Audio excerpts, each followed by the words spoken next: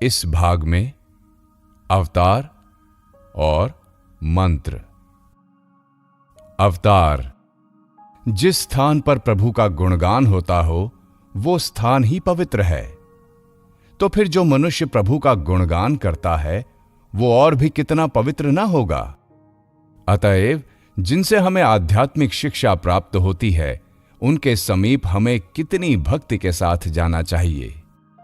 यह सत्य है कि संसार में ऐसे धर्मगुरुओं की संख्या बहुत थोड़ी है, पर यह बात नहीं कि संसार ऐसे महापुरुषों से कभी शून्य हो जाए। वे तो मानव जीवन उद्यान के सुंदरतम पुष्प हैं और अहेतुक दया सिंधु हैं। भगवान श्री कृष्ण भागवत में कहते हैं, मुझे ही आचार्य जानो। ये संसार ज्यों ही इन आचार्यों से बिल्कुल रिक्त हो जाएगा त्यों ही ये एक भयंकर नरक कुंड बन जाएगा और नाश की ओर द्रुत वेग से बढ़ने लगता है। साधारण गुरुओं से श्रेष्ठ एक और श्रेणी के गुरु होते हैं और वे हैं इस संसार में ईश्वर के अवतार।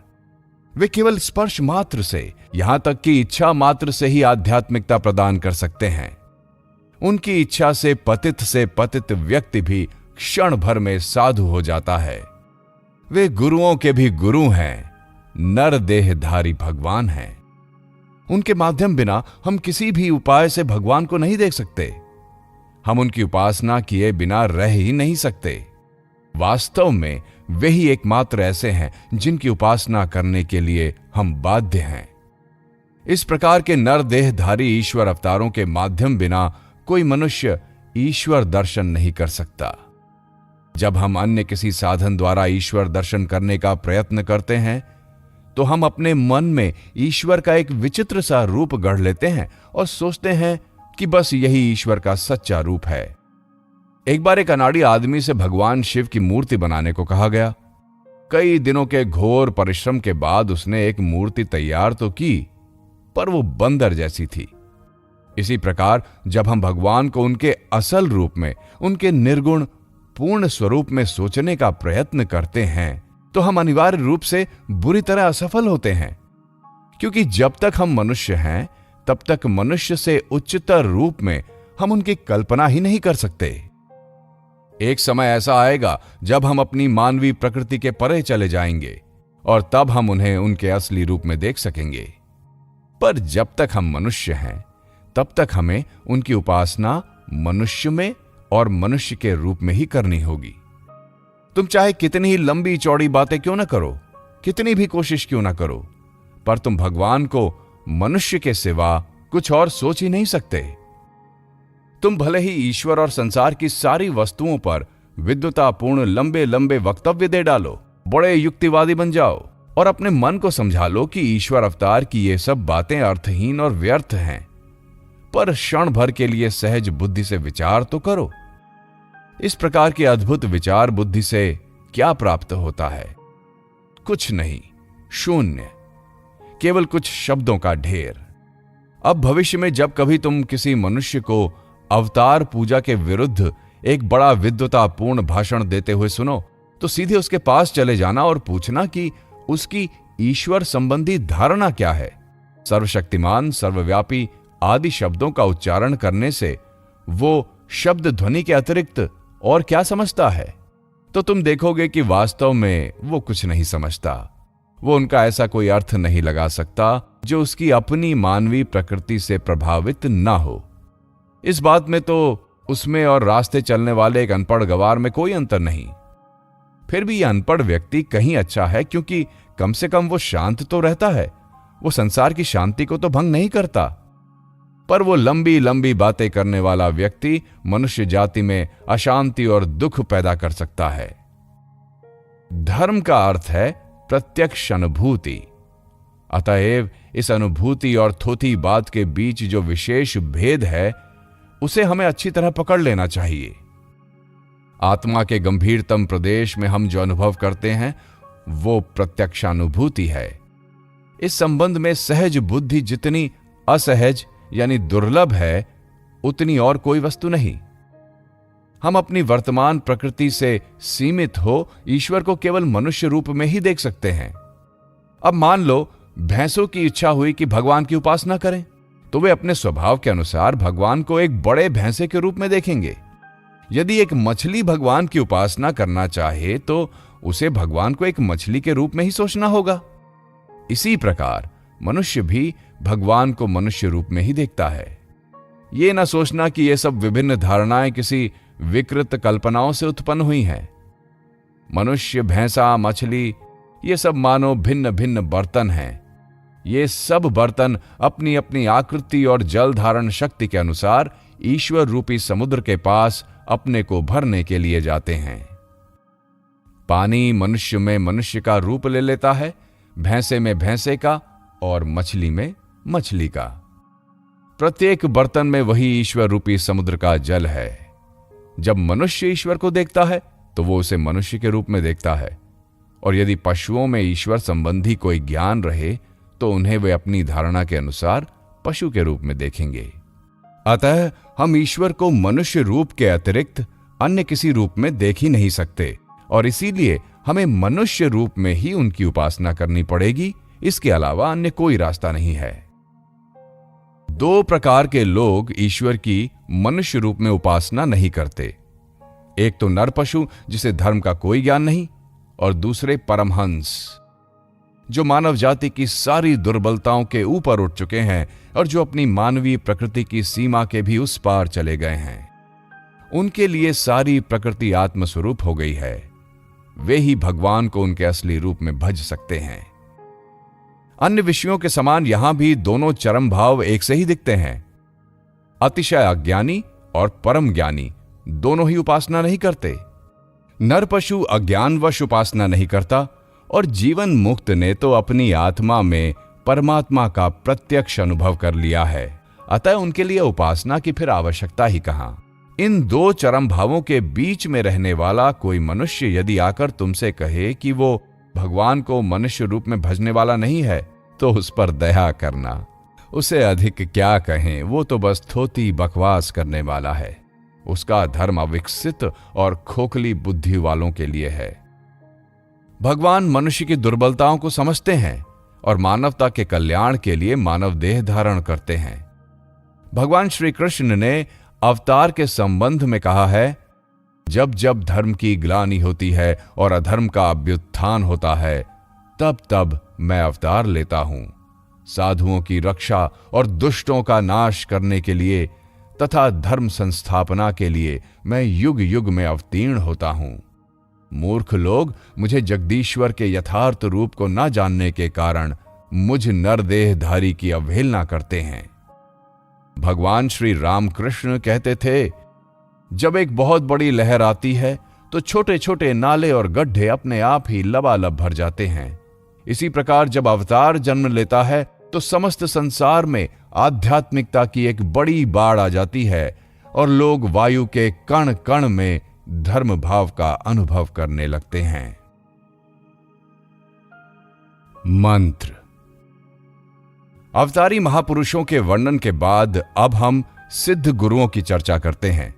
उन्हें मंत्र द्वारा शिष्य में आध्यात्मिक ज्ञान का बीजारोपण करना पड़ता है। ये मंत्र क्या है? भारतीय दर्शन के अनुसार नाम और रूप ही इस जगत की अभिव्यक्ति के कारण हैं। मानवीय अंतर जगत में एक भी ऐसी चित्तवृत्ति नहीं रह सकती जो नाम रूपात्मक न हो। यदि यह सत्य हो कि प्रकृति सर्वत्र एक ही नियम से निर्मित है, तो फिर इस नाम रूपात्मकता को समस्त ब्रह्मांड का नियम कहना होगा। जैसे मिट्टी के एक पिंड को जान लेने से मिट्टी की सब चीजों का ज्ञान हो जाता है, उसी प्रकार इस देह पिंड को जान लेने से समस्त विश्व ब्रह्मांड का ज्ञान हो जाता है। रूप तो वस्तु का मानो छिलका है और नाम या भाव भीतर का गुदा। शरीर है रूप और मन या अंतःकरण है नाम, और वाक शक्ति युक्त समस्त प्राणियों में इस नाम के साथ उसके वाचक शब्दों का अभेद्य योग रहता है। मनुष्य के भीतर व्यष्टि महत्व या चित्त में विचार तरंगें पहले शब्द के रूप में उठती हैं और फिर बाद में वे तदपेक्षा स्थूलतर रूप धारण कर लेती हैं। विशाल ब्रह्मांड में भी ब्रह्मा, हिरण्यगर्भ या समिष्टि महत्व ने पहले अपने को नाम के और फिर बाद में रूप के आकार में अर्थात इसे परिदृश्यमान जगत के आकार में अभिव्यक्त किया। यह सारा व्यक्त इंद्रिय ग्राह्य जगत रूप है और इसके पीछे है अनंत अव्यक्त स्फोट का अर्थ, समस्त जगत की अभिव्यक्ति का कारण शब्द ब्रह्म। समस्त नामों अर्थात भावों का नित्य समवायी उपादान स्वरूप ये नित्य स्फोट ही वो शक्ति है जिससे भगवान इस विश्व की सृष्टि करते हैं। इतना ही नहीं बल्कि भगवान पहले स्फोट रूप में परिणित हो जाते हैं और तत्पश्चात अपने को उससे भी स्थूल इस इंद्रिय ग्राह्य जगत के रूप में परिणित कर लेते हैं। इस स्फोट का एकमात्र वाचक शब्द है ओम। और चूंकि हम किसी भी उपाय से शब्द को भाव से अलग नहीं कर सकते, इसलिए ये ओम भी इस नित्य स्फोट से नित्य संयुक्त है। अतएव समस्त विश्व की उत्पत्ति सारे नाम रूपों की जननी स्वरूप इस ओमकार रूप पवित्रतम शब्द से ही मानी जा सकती है। इस संबंध में यह शंका उत्पन्न हो सकती है कि यद्यपि शब्द और भाव में नित्य संबंध है, तथापि एक ही भाव के अनेक वाचक शब्द हो सकते हैं। इसलिए यह आवश्यक नहीं कि यह ओम नामक शब्द विशेष ही सारे जगत की अभिव्यक्ति के कारण स्वरूप भाव का वाचक हो। तो इस पर हमारा उत्तर यह है कि एकमेव ये ओम ही इस प्रकार सर्वभाव व्यापी वाचक शब्द है, अन्य कोई भी उसके समान नहीं। स्फोट ही सारे भावों का उपादान है, फिर भी वह स्वयं पूर्ण रूप से विकसित कोई विशिष्ट भाव नहीं है। अर्थात यदि उन सब भेदों को जो एक भाव को दूसरे से अलग करते हैं निकाल दिया जाए, तो जो कुछ बचा रहता है वही स्फोट है। इसीलिए इस स्फोट को नाद ब्रह्म कहते हैं। अब बात यह है कि इस अव्यक्त स्फोट को प्रकाशित करने के लिए यदि किसी वाचक शब्द का उपयोग किया जाए, तो वह शब्द उसे इतना विशिष्ट कर देता है कि उसका फिर स्फोटत्व ही नहीं रह जाता। इसीलिए जो वाचक शब्द उसे सबसे कम विशेष भावापन करेगा, पर साथ ही उसके स्वरूप को यथासंभव पूरी तरह प्रकाशित करेगा, वही उसका सबसे सच्चा वाचक होगा। और ये वाचक शब्द है एकमात्र ओम, क्योंकि ये तीनों अक्षर अ, उ और म, जिनका एक साथ उच्चारण करने से ओम होता है, समस्त शब्दों के साधारण वाचक के तौर पर लिए जा सकते हैं। अक्षर अ सारे अक्षरों में सबसे कम विशेष भावापन है। इसीलिए भगवान कृष्ण गीता में कहते हैं, अक्षरों में मैं अकार हूं। स्पष्ट रूप से उच्चारित जितने भी शब्द हैं, उनकी उच्चारण क्रिया मुख में जिह्वा के मूल से आरंभ होती है और होठों में आकर समाप्त हो जाती है। अ जिह्वा मूल अर्थात कंठ से उच्चारित होता है और म होठों से होने वाला अंतिम शब्द है, और उ उस शक्ति का सूचक है जो जिह्वा मूल से आरंभ होकर मुंह भर में लुढ़कती हुई होठों में आकर समाप्त होती है। यदि इस ओम का उच्चारण ठीक ढंग से किया जाए तो इससे शब्दोच्चारण की संपूर्ण क्रिया संपन्न हो जाती है। दूसरे किसी भी शब्द में यह शक्ति नहीं। अतएव ये ओम ही स्फोट का सबसे उपयुक्त वाचक शब्द है और ये स्फोट ही ओम का प्रकृत वाच्य है। और चूंकि वाचक वाच्य से कभी अलग नहीं हो सकता, इसलिए ओम और स्फोट अभिन्न हैं। फिर यह स्फोट इस व्यक्त जगत का सूक्ष्मतम अंश होने के कारण ईश्वर के अत्यंत निकटवर्ती है तथा ईश्वरीय ज्ञान की प्रथम अभिव्यक्ति है।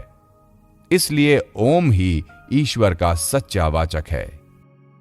और जिस प्रकार अपूर्ण जीवात्माएं एकमेव अखंड सच्चिदानंद ब्रह्म का चिंतन विशेष विशेष भाव से और विशेष विशेष गुणों से युक्त रूप में ही कर सकते हैं, उसी प्रकार उसके देह रूप इस अखिल ब्रह्मांड का चिंतन भी साधक के मनोभाव के अनुसार विभिन्न रूप से करना पड़ता है। उपासक के मन में जब जिस प्रकार के तत्व प्रबल होते हैं, तब उसी प्रकार के भाव जागृत होते हैं। फल ये है कि एक ही ब्रह्म भिन्न भिन्न रूप में भिन्न भिन्न गुणों की प्रधानता से युक्त दिख पड़ता है और वही एक विश्व विभिन्न रूपों में प्रतिभात होता है। जिस प्रकार अल्पतम विशेष भावापन तथा सार्वभौमिक वाचक शब्द ओम के संबंध में वाच्य और वाचक आपस में अभेद्य रूप से संबद्ध हैं, उसी प्रकार वाच्य और वाचक का ये अविच्छिन्न संबंध भगवान और विश्व के विभिन्न खंड भावों पर भी लागू है। अतएव उनमें से प्रत्येक का एक विशिष्ट वाचक शब्द होना आवश्यक है। ये वाचक शब्द ऋषियों की गंभीरतम आध्यात्मिक अनुभूति से उत्पन्न हुए हैं और वे भगवान तथा विश्व के जिन विशेष विशेष खंड भावों के वाचक हैं, उन भावों को यथासंभव प्रकाशित करते हैं। जिस प्रकार ओम अखंड ब्रह्म का वाचक है, उसी प्रकार अन्यान्य मंत्र भी उसी परम पुरुष के खंड खंड भावों के वाचक हैं। ये सभी ईश्वर के ध्यान और प्रकृत ज्ञान की प्राप्ति में सहायक हैं।